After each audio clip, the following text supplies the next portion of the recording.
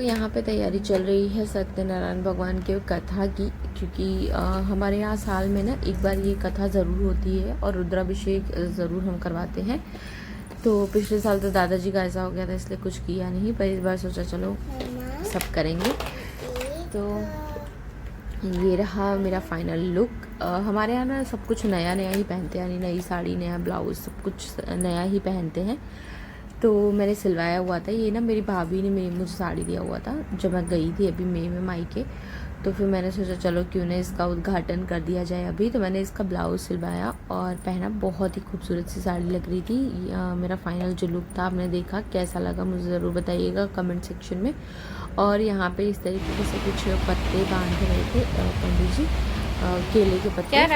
और यहाँ पे क्यारा मेरा ये चुन्नी ले लेके घूम रही थी। इसको ना पिछौरी बोलते हैं हमारे यहाँ, पिछौरी। इसके बिना पूजा कोई भी आप सुन नहीं सकते हो, बैठ नहीं सकते हो। तो ये शादी की पिछौड़ी होती है। और प्रसाद वगैरह सब कुछ बनाया था। मैंने सोचा था सुबह से मैं शूट करूँगी, पर मैं बताऊँ इतना ज़्यादा काम हो जाता है ना कि आप कुछ नहीं कर सकते हो, मुझे ऐसा लगता है।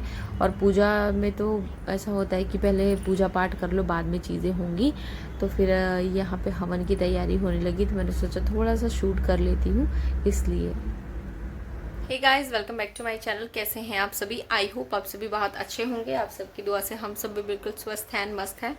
और हाँ, आजकल मेरे वीडियोस थोड़े से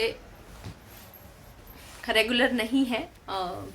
थोड़े से उसके ये रीज़न है कि अभी बहुत कुछ चल रहा है, इसलिए थोड़ा बहुत इधर उधर हो जा रहा है। चीज़ें हैं, जैसी भी रहेंगी फ्यूचर में बताएंगे आपको।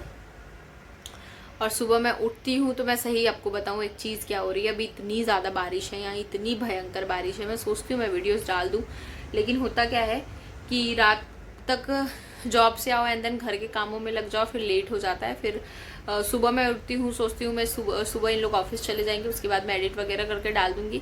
फिर पता चलता है कभी वाईफाई नहीं चल रहा है, कभी पावर चली गई है।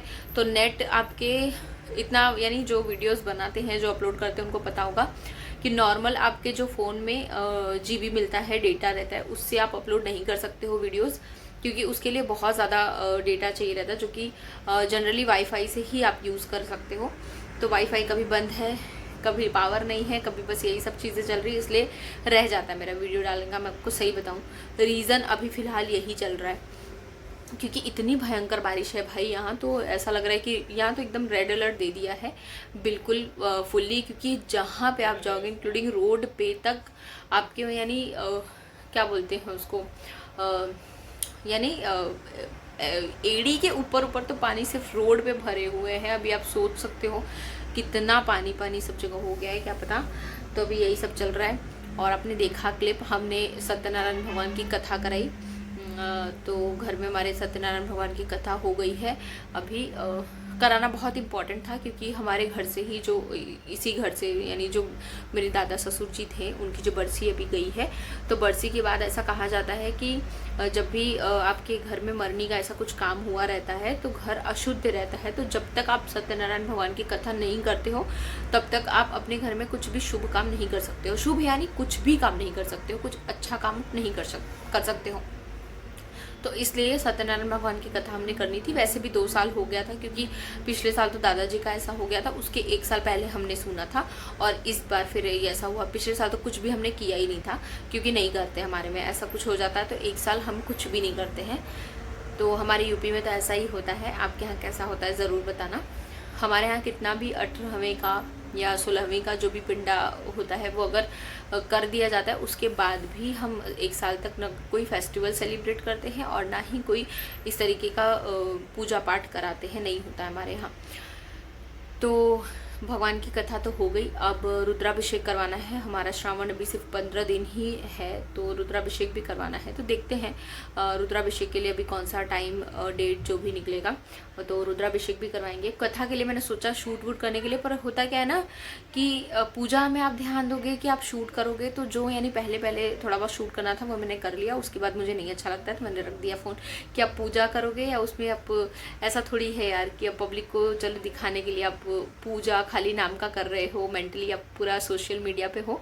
तो इसलिए मैंने कुछ शूट ही नहीं किया, क्योंकि नहीं जमता है मुझे। मैं कभी भी, आप जब देखेंगे मैं मंदिर वंदिर जाती हूँ तो जाने आने का जो भी मेरा शूट रहता है वही रहता है। अंदर मैं ज़्यादा नहीं करती हूँ क्योंकि मुझे नहीं पसंद है। तो सबका अपना अपना अलग अलग प्रेफरेंसेस होता है, तो वो एक अलग चीज़ है। तो यही सारी चीज़ें हैं और बहुत सारी चीज़ें भी हुई हैं। आज तो ऐसा ऐसा केस हुआ है कि मैं आपको क्या बताऊं।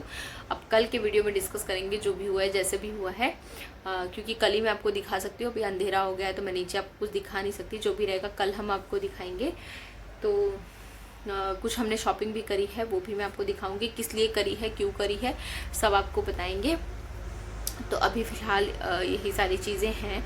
और आज संडे है और संडे का दिन पूरा बोलते हैं ना, पूरा ख़राब चला गया, पूरा ख़राब चला गया हमारा, मेरा और मेरे हस्बैंड का तो पूरा ही ख़राब। बेचारी मेरी बेटी भी इसी चक्कर में पिस जाती है, क्योंकि हम कहीं भी जाते आते हैं तो उसको लेके ही जाते आते हैं, तो वो भी साथ में रहती है। तो जो भी ट्रबल हम फेस करते हैं बट ऑब्वियस वो भी फेस करती है। पर यार बाय गॉड ग्रेस की, यानी वो इतनी अंडरस्टैंडिंग है कि दूसरे बच्चे होंगे ना तो आपको रो रो के ही पागल कर देंगे, पर मेरी बेटी इतनी अंडरस्टैंडिंग है कि उस सिचुएशन में बहुत काम रहती है वो। ऐसा कुछ मतलब बोलती भी नहीं है ना आपको कुछ परेशान करे कि चुपचाप रहती है, जैसा जो रहता है उसमें वो आराम से सेटल हो जाती है। तो वो एक चीज़ें बहुत अच्छी हैं उसकी।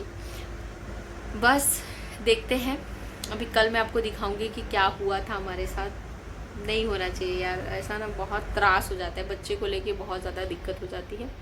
अब देखते हैं, रुद्राभिषेक करवाना है एंड इस बार बहुत सारी चीज़ें हैं। रुद्राभिषेक हम हर साल कराते हैं। मैं आपको बोलूँ, जब से हमने हमारी शादी हुई है उसके बाद से हम रुद्राभिषेक हर साल करवाते हैं। सिर्फ लॉकडाउन में नहीं करवाया था 1 साल, उसके बाद से हम हर साल रुद्राभिषेक करवाते हैं। सत्यनारायण भगवान की कथा भी करवाते हैं एंड 2 साल हो जाएगा अभी हम गणपति भी लेके आते हैं। तो वो सारी चीज़ें हैं। तो इस बार गणपति भी आएंगे, जिसमें कि मेरी बेटी सबसे ज़्यादा एक्साइटेड है। और बहुत सारे हैं यार, अभी नेक्स्ट जितने भी आने वाले हैं ना, बड़े ही मज़ेदार व्लॉग्स आने वाले हैं। तो प्लीज़ मेरे वीडियोस को लाइक कर दीजिएगा, शेयर कर दीजिएगा एंड मेरे चैनल को सब्सक्राइब कर दीजिएगा and also press the bell icon, ताकि मेरे हर एक वीडियोज़ की नोटिफिकेशन आपको टाइमली मिल जाए।